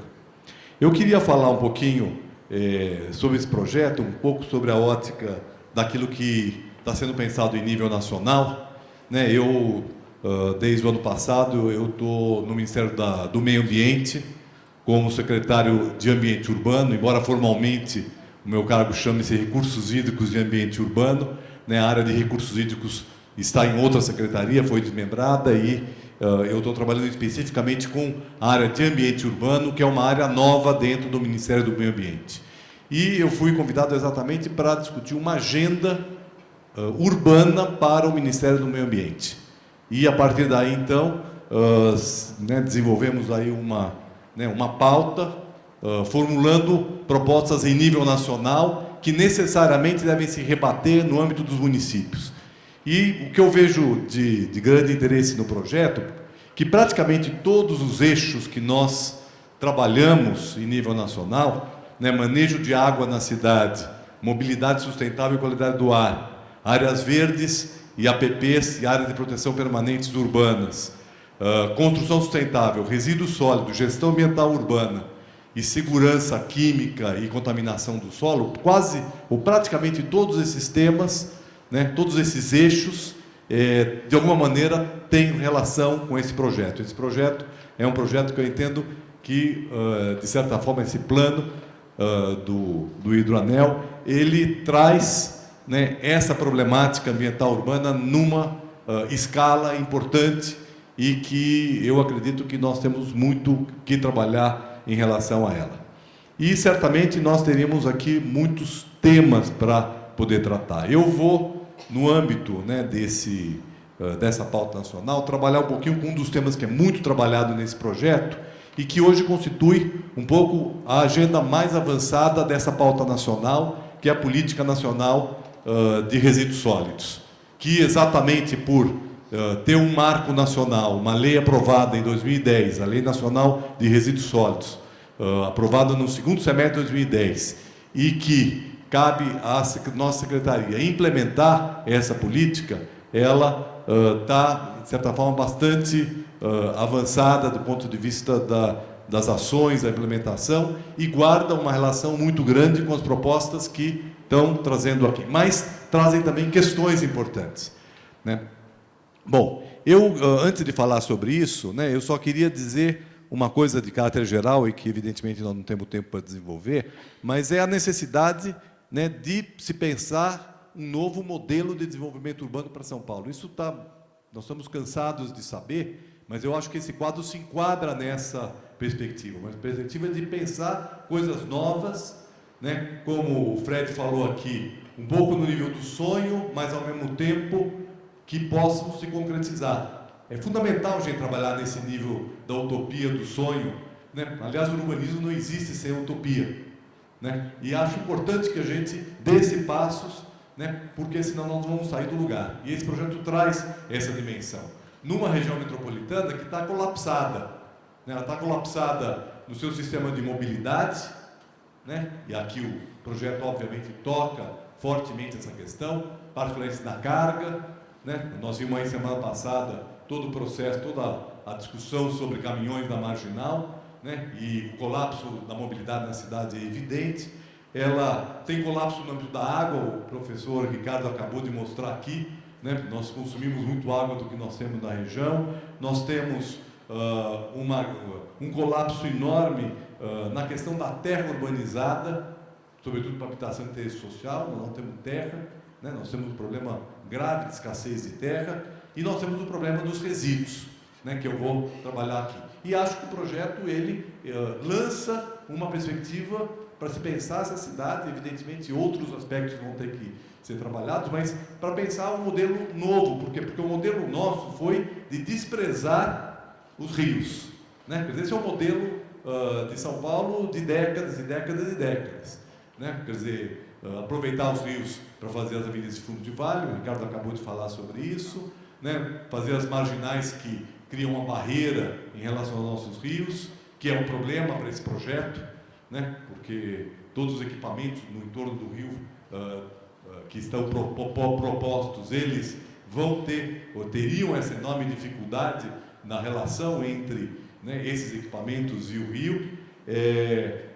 Bom, e nós temos aí, né, a poluição nos rios, o fato de ele ser o esgoto da cidade, foi durante muito tempo o esgoto da cidade, e já estamos há décadas tentando superar esse problema, né? Então, a cidade, ela não considerou os rios, e o projeto passa a colocar essa questão em primeiro plano. Então, é uma reversão da maneira de pensar a cidade, e isso é importante. Agora, como trabalhar com essas dimensões novas? Eu vou falar aqui um pouquinho da política de resíduos sólidos, né, porque é um tema que é trabalhado bastante no projeto. Quer dizer, o projeto trata, né, essas hidrovias como hidrovias que têm como um dos seus papéis importantes de trabalhar com a reciclar, com o transporte e, associado a ele, o tratamento, a reciclagem, a reutilização dos resíduos e a sua destinação final. E quero, né, dizer que ele vem num momento importante, esse projeto, porque nós estamos no momento de implementação da lei. E o que significa a implementação da lei? A lei significa, para os municípios que não têm aterros sanitários, que não é o caso de São Paulo, fazer os aterros sanitários e dar prazo até 2014 para que esses aterros serão feitos. Tá certo? E, além disso, ela coloca a necessidade de só dispor em aterros sanitários dos rejeitos, ou seja, a necessidade de se fazer a coleta seletiva portanto, se trabalhar com a coleta seletiva, o tratamento, a separação, depois todo o processo de reciclagem e de tratamento energético, se for o caso, né, e outras formas de destinação final. Bom, para isso, os municípios vão precisar fazer planos, né, planos de coleta seletiva. E esses planos não são planos retóricos, como às vezes os nossos planos são, mas terão que ser planos operacionais, né, no sentido de estabelecer como se dá essa coleta, para onde ela é destinada, como se faz a triagem, né, baseado fundamentalmente em ecopontos, pontos de entrega voluntária, sistemas de coleta seletiva, destinação para galpões de triagem, que tem que estar localizados na cidade em algum lugar, tá certo? Aonde é feita essa separação dos diferentes materiais recicláveis, e a partir daí a sua destinação para a reciclagem, né, ou para a destinação final. Veja, o projeto propõe uma lógica para esse plano, este projeto do hidroanel que está estabelecido. Uma lógica que ou ela nasce desse jeito ou ela não se implanta nunca mais. É por isso que, evidentemente, né, um projeto como esse, né, foi o Fred que falou aqui, a necessidade de tem que fazer. Bom, para começar a fazer o que você propôs, precisa começar desde já, porque a localização desses galpões de triagem, né, e as usinas de tratamento, elas podem ter diferentes lógicas. E a lógica que está proposta aqui é que elas estejam associadas ao hidroanel, né? Portanto, é uma lógica de saída de um plano que tem que ser feito, né, que é o plano metropolitano de resíduos. Aliás, semana passada eu tive na Emplaza, né, discutindo, porque o governo federal, nós, o ano passado, abrimos um edital para apoiar a elaboração de planos metropolitanos, né, algumas regiões metropolitanas solicitaram, particularmente a região metropolitana de São Paulo não solicitou os recursos, mas nós ainda temos oportunidade de viabilizar isso, né? Agora, isso significa elaborar um plano, né, de resíduos sólidos que implica essa, vamos dizer assim, essa rede de equipamentos, né, que tem que ter uma lógica. E aí a questão é se ela vai seguir uma lógica tradicional, rodoviária, que normalmente seria, na tradição nossa, a que está mais colocada, ou se ela tem uma outra lógica. Eu tive aqui, desde que eu vi os painéis, pensando muito nisso, né? Por quê? Porque, bom, evidentemente nós temos vamos chamar assim, uma ferradura, né? O Ricardo falou aqui um anel pequeno, né? Um anel pequeno, mas eu acho que não é bem um anel que ele quis dizer, né, Ricardo? Eu acho que ele quis dizer a ferradura, né? A ferradura composta pelo Tietê e pelo Pinheiros, né? Ou seja, né, quando você fala um pequeno anel, você está falando... o tamanho da TI. Sim, ela fecha o tamanho da TI. Mas a estrutura viária da cidade coincide com a estrutura hídrica, né? E essa estrutura hídrica tem como ponto de chegada exatamente os principais rios da cidade, o tamanho da TI, mas principalmente o Pinheiros e o Tietê, né? Portanto, nós temos numa combinação do que seria uma estrutura rodoviária com uma estrutura hídrica, nós podemos ter os canais através do qual se estrutura um plano de coleta seletiva, de ecopontos, que tem que ser estabelecido na cidade, e de centrais de triagem e de tratamento, né? Portanto, eu acho que, me parece, né, que, no que diz respeito à questão de resíduos sólidos, é absolutamente importante que este plano de resíduos sólidos ele possa vir a ser trabalhado já levando em conta essa concepção, desde que evidentemente isso esteja colocado, né, como perspectiva e como horizonte na cidade. E aí nós vamos entrar então numa outra questão, que é uma questão que eu acho bastante complexa e difícil, que é a questão do sistema de decisão e de governança, né, de uma decisão como essa, né? Evidentemente, né, como eu falei aqui, quase todos os temas urbanos, de alguma maneira, estão sendo tratados por essa proposta, né? Isso evidentemente tem que ser assim, mas isso cria também uma enorme dificuldade no sistema de gestão, né, e no sistema de decisão. Quer dizer, aonde está um sistema de decisão para que uma proposta como essa seja viabilizada? E aí, evidentemente, não basta a proposta, não basta a proposta técnica, a proposta visionária, a técnica, não é suficiente ter recursos, mas é uma questão complicada, que é o sistema da maneira como as decisões são tomadas e as descontinuidades dos processos, né? Eu acho que essa é um tema absolutamente fundamental para avançar nessa discussão, né, que nós vamos fazer. Nós vimos aqui, o Fred falando aqui de descontinuidade, né, de quantos, 110 projetos que foram feitos, né, para essa questão ao longo do tempo. E, se não me engano, a proposta que você apresentou aqui, né, que vocês contrataram alguns anos atrás, já não é a mesma que está sendo feita agora, tá certo? Então, nós temos aí um tema que tem sido trabalhado, né, e que é quase como vários outros temas dentro da metrópole e das cidades, temas que são trabalhados e que, de certa forma, vão se perdendo e depois eles renascem, certamente incorporando ou não incorporando, às vezes não se incorporam, né, o que já foi feito, e muitas vezes, às vezes incorpora, mas parece que a gente anda em falso, né?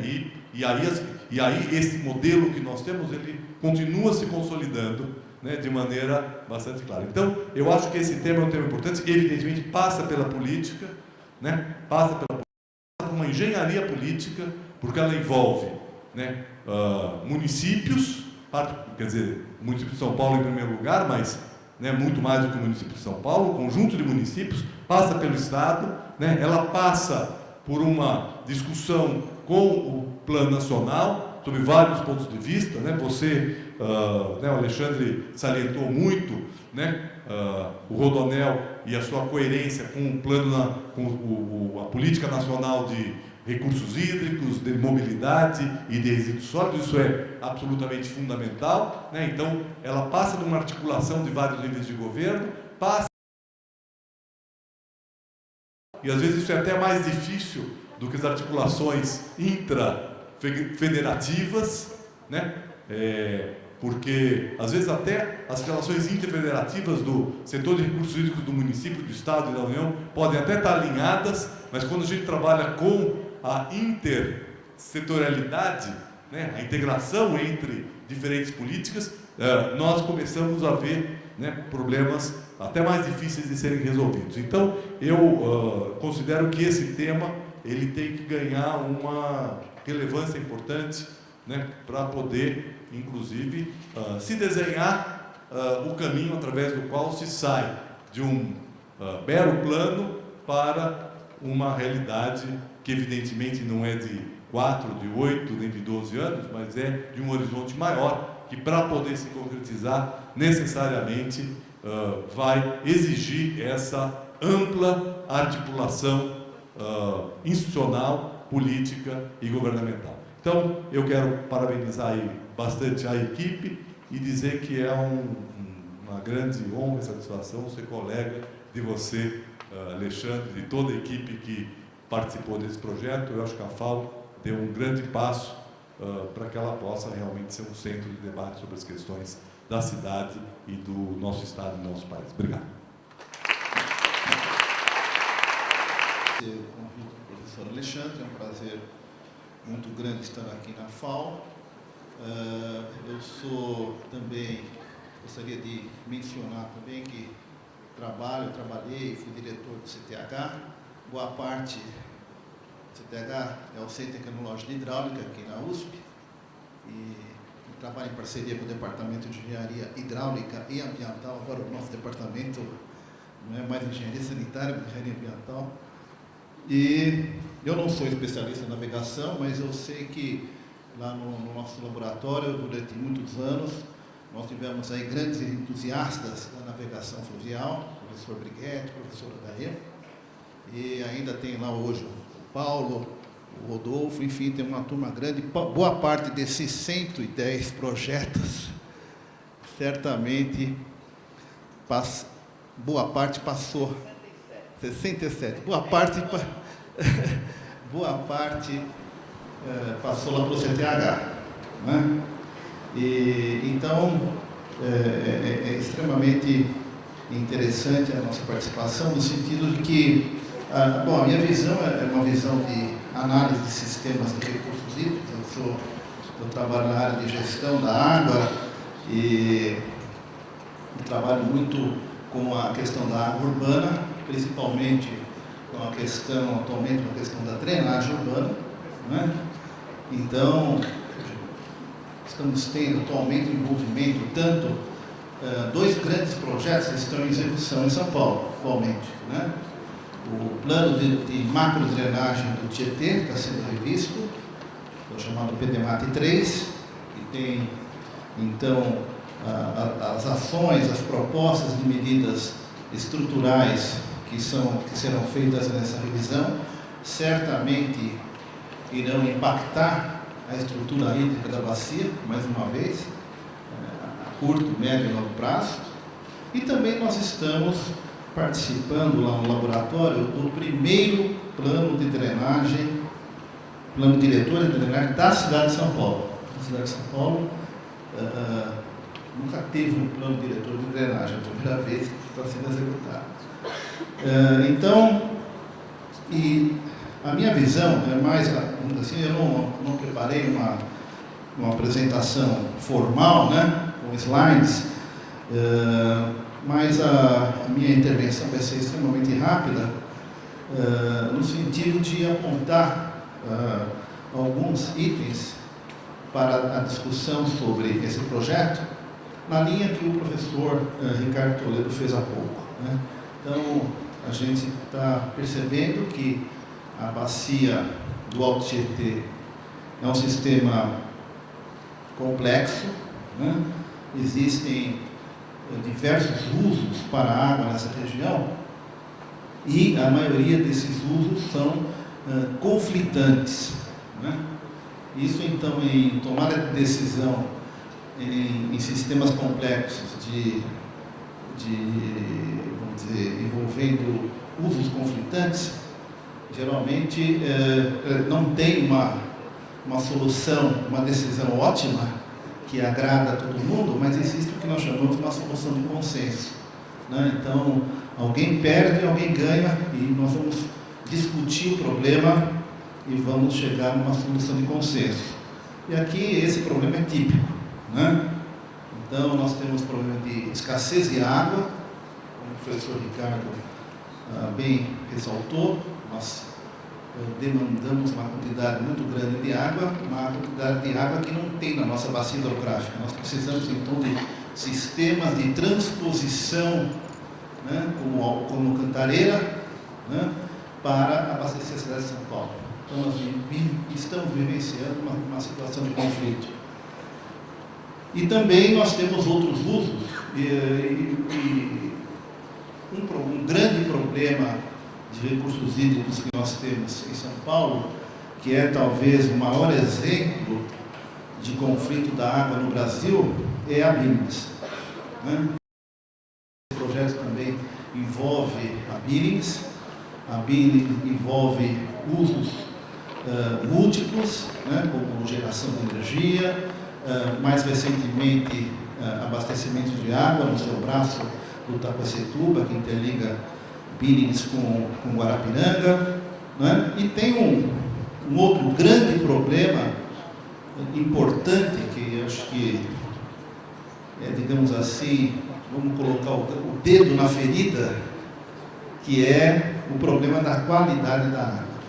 A qualidade da água dos rios, do Rio Tietê, de tudo, do Rio Pinheiros, e qualquer,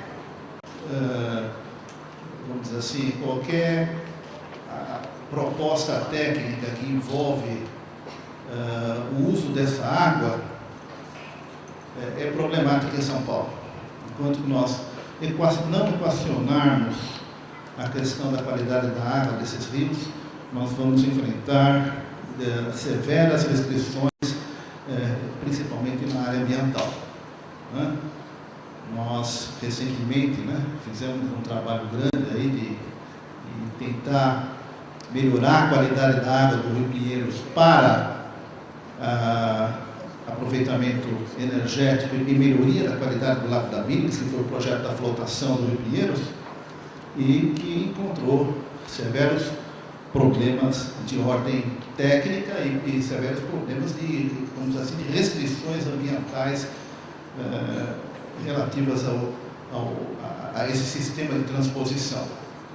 Isso também é muito importante. Eu estou levantando alguns pontos que deverão ser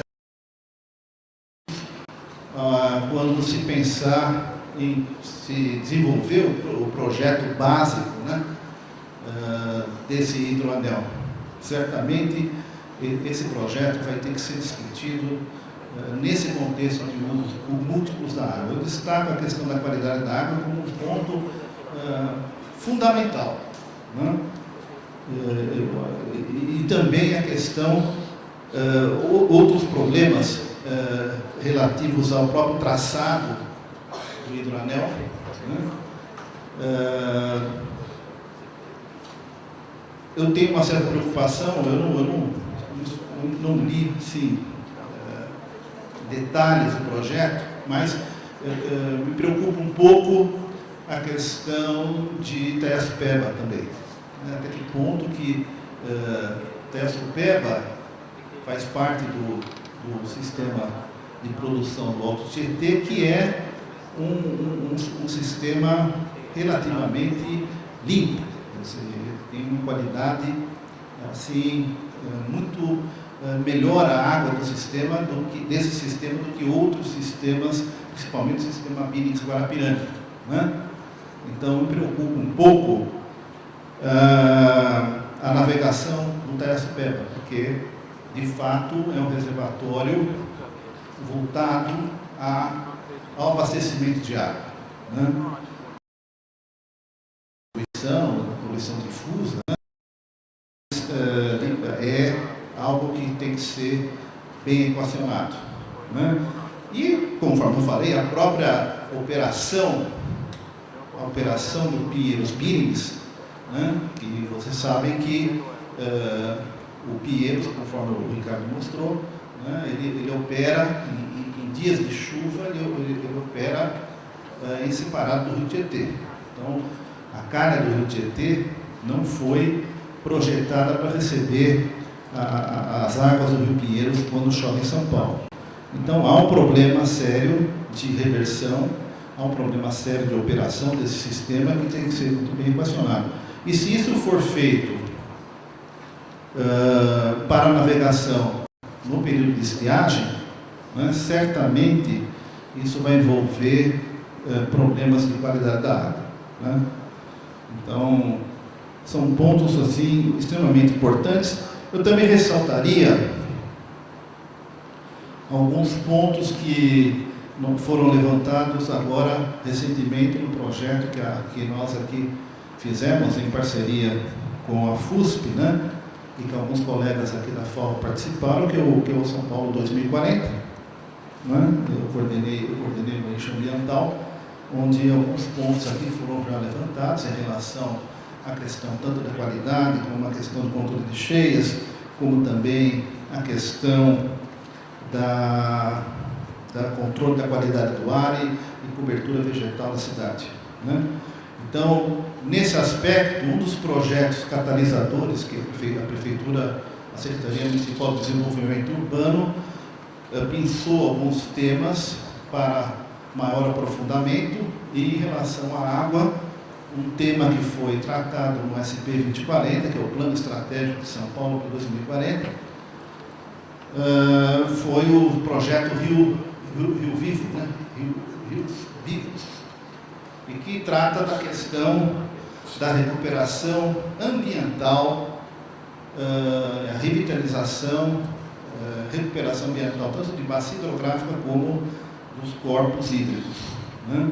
Então, nesse sentido, a gente desenvolveu algumas ideias para promover a recuperação de áreas marginais, recuperação vegetal de áreas ripárias, né? Enfim, o que nós chamamos de renaturalização de rios urbanos. Então, são projetos que envolvem também o Tietê, o Pinheiros, enfim, envolve, então, rios que estão no âmbito do hidroanel. Então, eu concordo bastante com o que o Nabil falou aqui no final da apresentação dele, de que é um problema de difícil decisão, tem que ser analisada sob enfoque de análise aí, multicritério, né? E que você tem que ouvir a sociedade, ouvir assim, a opinião pública, no sentido de que qual é a solução de consenso envolvendo tantos conflitos em relação à água. Bom, isso são os pontos que eu gostaria de levantar para depois a gente aprofundar aí no debate. Agradeço a todos. Obrigado.